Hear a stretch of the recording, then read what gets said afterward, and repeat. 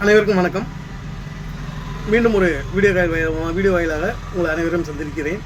என சில தகவல்களை தங்கள் அனைவருக்கும் தெரிவித்துக் கொள்ள கடமைப்பட்டுள்ளேன்.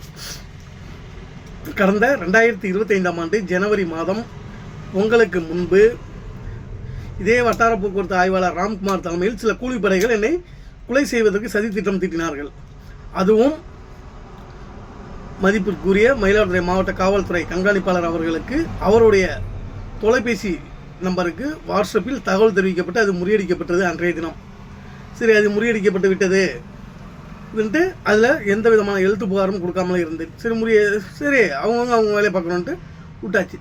காவல்துறை தெரியப்படுத்தணும், அவங்க முறியடிச்சு விட்டாங்க, பான் பண்ணி விட்டாங்கன்ட்டு அப்படியே அதை விட்டாச்சு. அடுத்ததாக இப்போ திரும்பி 2வது தடவை அதே வருஷம் எண்டு ஆரம்பத்தில் வருஷம் ஆரம்பிக்கிறப்ப வருஷம் எண்டில் ஒன்று அது புட்டேஜோடு வந்து சிக்கிக்கிட்டாங்க. ரைட்டுங்களா? இதெல்லாம் இது ஒரு பக்கம் இருக்கிறப்ப வழக்கின் சொத்து வழக்கு நிலுவையில் இருக்கும் பொழுது ஒரிஜினல் ஆர்சி பாதிக்கப்பட்ட நபரிடம் இருக்கிறது. உங்கள் அனைவருக்கும் தெரிந்த விஷயம். ஒரிஜினல் ஆர்சி உங்களிடம் காணாக போய்விட்டால் காவல்துறையில் புகார் மனு கொடுத்து ஒரு முதல் தகவல் அறிக்கை பதிவு செய்யப்பட்டு அந்த முதல் தகவல் அறிக்கையின் அடிப்படையில் தான் டூப்ளிகேட் ஆர்சி வழங்கப்படும் என்பது தங்கள் அனைவருக்கும் தெரிந்த விஷயம். இதில் காவல்துறையில் எனது கையொப்பத்தை போட்டு எனது ஆர்சி காணாமல் தொலைந்து விட்டது என்று யார் எனது கையொப்பத்தை போட்டார்கள், அடுத்து எஃப்ஆர்ஆர்சி செஞ்சதில் என்னுடைய கையொப்பத்தை யார் போட்டிருக்கிறார்கள் என்பதும் தெரியவில்லை, கேள்விக்குறியாகவே உள்ளது. இதில் இன்னொரு பெரிய விஷயம் என்னவென்றால், மயிலாடுதுறை நீதிமன்றத்தில் JM2வில் 14% ஆஜராகி குற்றவாளியாக வட்டார போக்குவரத்து ஆய்வாளர் ராம்குமாரை சேர்ப்பதற்கு ஆஜராகி மனுக்கள் தாக்கல் செய்யப்பட்டது. அந்த மனுக்கள் விசாரணையின் அடிப்படையில் புலன் விசாரணை அதிகாரியை அணுகி பரிகாரம் தேடிக்கொள்ள வேண்டும் என்று மாண்புமிகு நீதியரசர் ஒரு உத்தரவு பிறப்பித்தார். அந்த உத்தரவின் அடிப்படையில் சம்பந்தப்பட்ட பொருளாதார குற்றப்பிரிவு காவல் ஆய்வாளர் அவர்களுக்கு நீதிமன்ற உத்தரவையும் புகார் மனுவையும் சேர்த்து கொடுக்குறப்ப அவங்க நான் டைரெக்டாக பெட்டிஷன் வாங்க மாட்டேன், காவல் கண்காணிப்பாளர் வழியாக தான் பெட்டிஷன் வாங்குவாங்கிறாங்க. ஏன்னா ரெண்டுமே ஒரே ஆஃபீஸ் தான். எஸ்பி ஆஃபீஸ் எட்டல்ல, டிசிபியும் எட்டல்ல. நான் எஸ்பியிட மாண்பு உயர்த்து எஸ்பிஐ ஏட்ட பெட்டிஷனை கொடுக்குறோம், அவங்க கொடுக்க சொல்கிறாங்கிற அடிப்படையில் கொடுக்குறோம். அந்த பெட்டிஷன் இங்கேருந்து இங்கே வரதுக்கு 3 நாள் ஆகுது. ஒரே ஆஃபீஸுள்ள வரதுக்கு இந்த டேபிள்லேருந்து இந்த டேபிள் வரதுக்கு 3 நாள் ஆகுது. அதுக்குள்ளே இங்கே சில பேச்சுவார்த்தை நடத்துறதுக்கு அதிகாரிகளை அன்றைய புலன் விசாரணை அதிகாரி ஒரே மாவட்டத்தை சேர்ந்தவர், குற்றவாளியும் புலன் விசாரணை அதிகாரியும் சேலம் மாவட்டத்தை சேர்ந்தவர்கள். அதனால் அவங்களுக்கு சாதகமாக செயல்பட்டார்கள். அது அந்த பேச்சுவார்த்தை உடன்பாடு இல்லைங்க என்பதால் உடனடியாக ஹைகோர்ட்டில் ஸ்டே வாங்குறான். யார்? ராம்குமார் வட்டார போக்குவரத்து ஆய்வாளர் ஸ்டே வாங்குறான். அதுக்கு அப்பீல் நம்ம போயிருக்கோம், அது வேறு. அதுதான் அப்பீல் போயிட்டுருக்கோம். இப்போ பாய்கடால் அது ஆர்டர் காப்பி வராது, இதுதான் பாக்கி. வக்கீல் ஸ்ட்ரைக் முடிஞ்சுன்னா நமக்கு ஆர்டர் வந்துடணும்னு வச்சிங்களேன். இது ஒரு பக்கம் இருக்கிறப்ப இவன் கொலை மிரட்டல் விடுறான்னா, ஸ்டேவையும் வாங்கி வச்சுட்டு கொலை மிரட்டல் விடுறான்னா, அப்போனா சட்டம் என்பது பொதுமக்களுக்கு மட்டும்தானா? அரசு அதிகாரிகளுக்கும் பணம் உள்ளவனுக்கும் சட்டம் கிடையாது. சட்டம் என்பது சட்டையை மாற்றுவது போல் அப்படி தானே இந்த இடத்துல பார்க்க வேண்டியதாக இருக்குது. சட்டம் என்பது சட்டையை மாற்றுவது போல், பணமும் அரசு அதிகாரிங்கிற போர்வை இருந்தால் சட்டத்தை சட்டை போல் மாற்றிக்கொள்ளலாம்.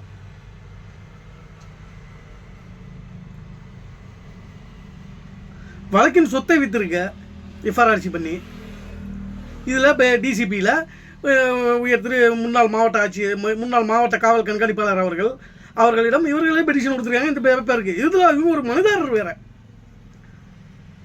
இதுக்கு எனக்கு லெட்டர் அனுப்புகிறாங்க. என் வக்கீல் மூலியமாக ரிஜிஸ்டர் தபால் அனுப்பப்படுகிறது. அதுக்கான அக்னாலஜ்மெண்ட்டும் நம்மள்ட்ட இருக்குது.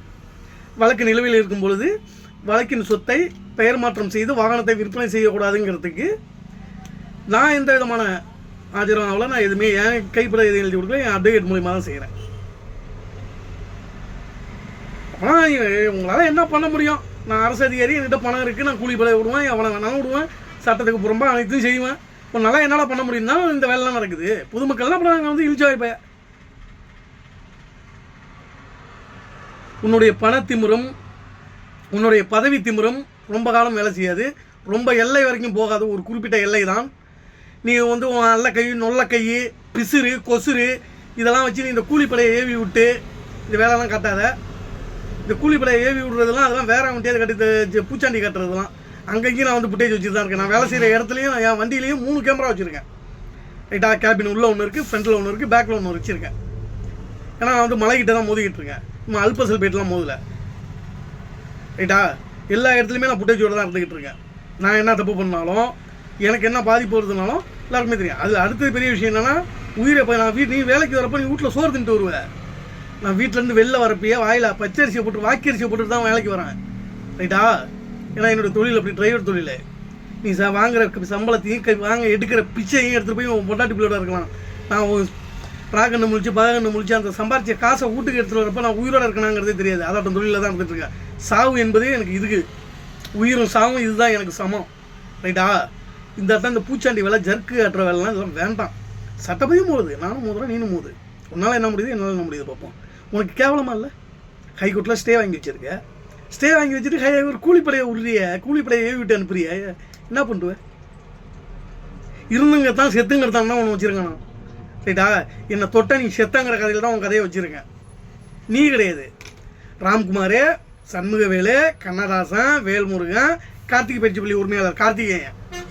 ரைட்டா, நீங்கள் 5 பேருமே வளையத்துள்ள தான் இருக்கீங்க. எனக்கு எனது குடும்பத்தாருக்கு எது நடந்தாலும் நீங்கள் தான் காரணம். நான் டிரைவிங் லைனில் தான் இருக்கேன்.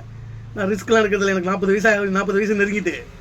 ரைட்டா, தூக்கம் வந்துச்சுன்னா ஆட்டோமேட்டிக்காக நான் எவனுக்கும் பதில் சொல்லணுங்கிற அவசியம் இல்லை, யாருக்கும் பதில் சொல்லணுங்கிற அவசியம் இல்லை, என்னை யாரும் கேள்வி கேட்கணுங்கிற அவசியமும் கிடையாது. தூக்கம்லாம் ஆட்டோமேட்டிக்காக வண்டியை ஓரம் கட்டி தூங்குவேன். தூங்கி எழுச்சி தான் எடுத்துப்போம். ரிஸ்க் எடுத்து ஓட்டுற அவசியமும் எனக்கு கிடையாது. அதனால் விபத்து ஆகிறதுக்கு நான் விபத்தை ஏற்படுத்தணுங்கிற அவசியமும் எனக்கு இல்லை. அந்த விபத்தும் எனக்கு ஏற்படாது. எனக்கு விபத்துலேயோ அல்லது வேறு ஏதோ நடந்தால் நீங்கள் தான் காரணம். அதனால் தெளிவாக தெரிஞ்சுக்கிங்க. இது அனைவருக்கும் தெரிவித்துக் கொள்கிறேன். மீண்டும் மிக தாழ்மையுடன் கேட்டுக்கொள்கிறேன். கூலிப்படையினருக்கும், குண்டர்களுக்கும், ரவுடிகளுக்கும் நீங்கள் வந்தது போனது அனைத்தும், உங்கள் கைக்கூலிகள் என்னிடம் பேசுனது அனைத்தும் மயிலாடுதுறை மாவட்ட காவல்துறை கண்காணிப்பாளர் அவர்களின் அலுவலக வாட்ஸ்அப் நம்பருக்கு அனுப்பப்பட்டு புகார் மனு அளிக்கப்பட்டு இருக்கிறது. அதற்கு நடவடிக்கை என்னவென்று பொறுத்திருந்து பார்ப்போம். நீங்கள் வந்தீர்கள், நான் சட்டப்படி செல்கிறேன். அதை விட்டுட்டு என்னை வந்து நோட் பண்ணுறது, என் குடும்பத்தில் உள்ளவங்களை சீண்டுனீங்கள் என்றால் தங்கள் வந்துட்டு போன நோக்கத்தினுடைய வீடியோ ஃபுட்டேஜை சமூக வலைதளங்களில் வெளியிடப்படும் என்பதை மிக தாழ்மையுடன் தெரிவித்துக் கொள்கிறேன்.